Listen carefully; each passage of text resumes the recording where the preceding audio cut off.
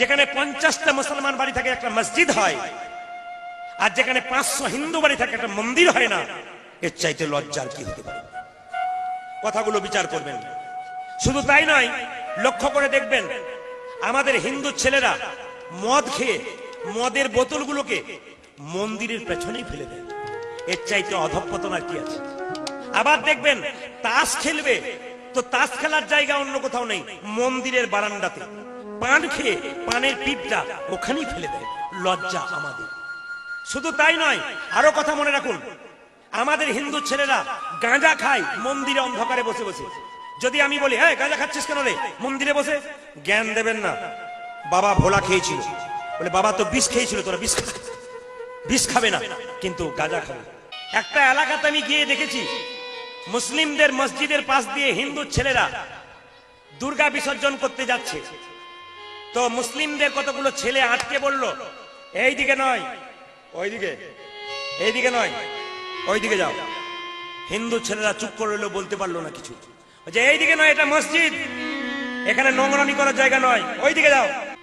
বিচার করুন কথাগুলো।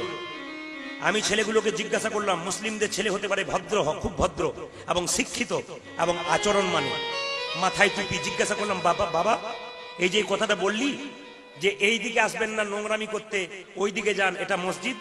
ওরা একটা দামি কথা বললো, যে কথাটা আমাদের মানতে হবে। ওরা বলল, কাকু, বলে কি, এই যে আমাদের মসজিদ আছে না, এখানে শুধু নামাজ হয় আর ধর্মীয় কথা হয়, আর আজে বাজে গান আমাদের মসজিদের আগাগোড়া কোথাও হয় না। আর আপনাদের মন্দিরে দুর্গা পুজো হচ্ছে, শিব পুজো হচ্ছে, কালী পুজো হচ্ছে, সব জায়গায় আপনাদের ছেলেরা নোংরা নোংরা গান বাজাচ্ছে আর কোমর দুলিয়ে নাচছে। বলুন আপনারা কি ঠিক করছেন? আপনারা বলুন বিচার করে। ওইটুকুটুকু বাচ্চাগুলো আমাদের শিক্ষা দিয়ে দিল যে ঠিক করছেন, ওরা একবার দামি কথা বলেছে।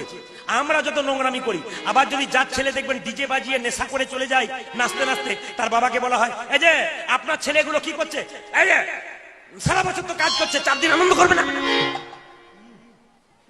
বাবাটা কি বলছে দেখুন, 4 দিন আনন্দ করবে না? 4 দিন আনন্দ করতে গিয়ে ও যে ধর্মটাকে রসাতলে নিয়ে যাচ্ছে, এ বিচার তো কেউ করছে না।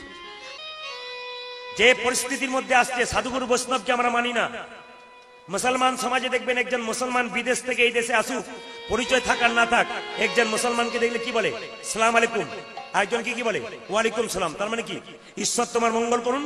আরেকজন বলে, ঈশ্বর তোমার মঙ্গল করুন। আর একজন হিন্দুকে দেখলে কি বলা উচিত, জয় নিতাই, জয় নিতাই, জয় নিতাই।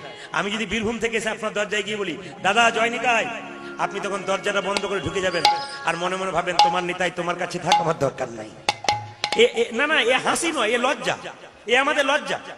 প্রত্যেক শুক্রবার মসজিদে মুসলিমরা দেখবেন মসজিদে নামাজ পড়তে যাচ্ছে, বাচ্চা থেকে বুড়ো সবাই দলে দলে যাচ্ছে। হিন্দুর বহুজন মন্দিরের পাশ দিয়ে পেরিয়ে যাচ্ছে, একবার প্রণাম করছে না। এর চাইতে লজ্জা। মুসলিম মৌলভী সাহেবকে দেখলে, মুসলিম মৌলভী সাহেবকে দেখলে মুসলমানদের ছেলেরা মাথা নিচু করে চলে যায়, আর হিন্দুর বৈষ্ণবকে দেখলে শিখা ধরে টেনে দেয়, ঝুড়ি ধরে টেনে দেয়। এর চাইতে অধঃপতন হিন্দু জাতির আর কি আছে? আমরা যখন কীর্তন করতে যাই খোল করতাল নিয়ে, তখন আমাদের হিন্দু না না আপনাদের এখানে জন্য বলিনি, আমাদের বীরভূমে কথা বলছি, হিন্দু চ্যাংরা ছেলেরা চিৎকার করে বলে হরি বল। না না, ভালোবেসে বলে না, ওটা ঠাট্টা করে বলে। আমি মনে মনে ভাবি, তো 14 গোষ্ঠীর ভাগ্য ভালো, একবার হরি বল বলতে পেরেছি। আমরা গাছে তো আমরা হবে, আম গাছে তো আম হবে। আরে আমরার মতো বাবা যার হবে, টক বাচ্চা তো সে জন্ম, আর আমের মতো বাবা যার হবে, তার তো পবিত্র বাচ্চা জন্ম।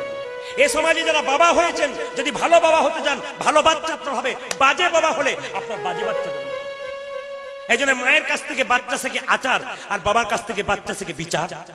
বাবা যদি টেলিভিশনে খারাপ খারাপ ছবি দেখে আর ছেলেকে বড় হয়ে জ্ঞান দেয়, ভালো কাজ করতে হয়, ভালো পথে যেতে হয়, বাবাকে আঙুল দেখাবে ছেলে, তুমি আমাকে শিক্ষা দিও না, তুমি তো হরিনাম শোনো না, আবার তুমি কি শিক্ষা দিচ্ছ?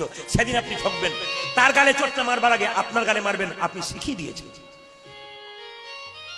এই জন্য মায়ের কাছ থেকে বাচ্চা শিখবে আচার। আপনাদের মেদিনীপুরে বিদ্যাসাগরের জন্ম হয়েছিল, তো বিদ্যাসাগরের মা খালের মা নয়, বিলের মা নয়, সাগরের মা হলো কেন? মায়ের মতো মা না হলে সাগরের মতো মা হতে পারে? এ তো আমরা ছোটবেলায় পড়েছি। বিদ্যাসাগর মহাশয় কলকাতা থেকে মাকে একটা চাদর এনে দিয়েছিল, মা এই শালটা তুমি গায়ে নাও, ঠান্ডায় কষ্ট পাচ্ছ।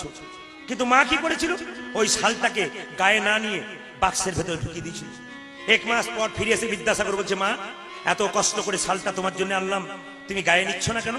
সঙ্গে সঙ্গে মা বলেছিল, ওরে খোকা, পাড়া প্রতিবেশীর কত মা ঠান্ডাতে থরথর করে কাঁপছি, আর তোর মা হয়ে কি করে ভালো শালটা নিয়ে ঘুরে বেড়াবো? যেদিন ওদের শাল তুই আনতে পারবি সেই দিন আমি শাল গ্রহণ করব। এমনি মা হয়েছিল। এই জন্য দেখবেন বাঘিনী যখন বাচ্চাকে সাঁতার শেখায় তখন দেখবেন আগে বাঘিনী জলে নেমে যায়, বাচ্চা তারপর মনে করে মা নেমেছে, এবার আমি নামবো। তার মানে কি, আপনি ধর্মের পথে এগিয়ে যান, বাচ্চা আপনার পেছন পেছন এগোবে। এই জন্য বলে রাখি আপনাদেরকে, হিন্দু ধর্মকে নষ্ট করবেন না, সনাতন ধর্মকে নষ্ট করবেন না। আজকে সনাতন ধর্মের অপমান খুব হচ্ছে। আজকে লক্ষ্য করুন, এক জায়গাতে সরস্বতী হচ্ছে, তো আমি জিজ্ঞাসা করলাম, আমাদের এলাকার কথা বলি, এক জায়গায় সরস্বতী হচ্ছে, স্কুটি গাড়ি দেখেছেন? স্কুটি গাড়িতে মা সরস্বতী চেপেছে আর পেছনে হাঁসটাকে নিয়েছে। কি ছেলে খেলা শুরু হয়েছে, বুঝতে পেরেছেন? জিজ্ঞাসা করতে গেলে বলে থিম দেখাচ্ছে, থিম। অন্যান্য জাতির ধর্মকে নিয়ে ব্যঙ্গ করে না, যত ব্যঙ্গ দেখবেন হিন্দু ধর্মকে নিয়ে। এ আপনারা বিচার করবেন কথাগুলো। যত ব্যঙ্গ দেখবেন হিন্দু ধর্মকে নিয়ে, অন্য ধর্মের কোনো ব্যঙ্গ নাই, এই ধর্মটাকে নিয়ে ব্যঙ্গ। আপনাদের কাছে নিবেদন রইল, এই হিন্দু ধর্মকে নিয়ে ব্যঙ্গ করবেন না। মা হলো ক্ষেত্র, বাবা হলো বীজ। মা হলো ক্ষেত্র, বাবা হলো বীজ। তবে মা যদি বীজ যদি ভালো হয়, ক্ষেত্র যদি ভালো হয়, সন্তান তো তার ভালো হবেই হবে। এই জন্যে আপনাদের কাছে নিবেদন রইল, মা ভালো হন, সন্তান ভালো হন।